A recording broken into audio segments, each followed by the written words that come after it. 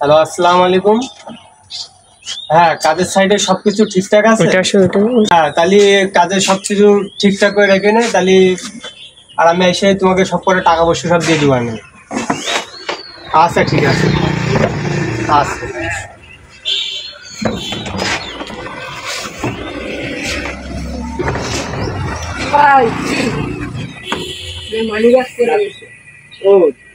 ও, money bag ছেড়ে গেছি। ও, ধন্যবাদ। মানি ব্যাগটা তুমি নিয়েও তো নিতে পারছো। টাকার মধ্যে দিক দে। ও, তা তুমি টাকাটা রাখো, নাও।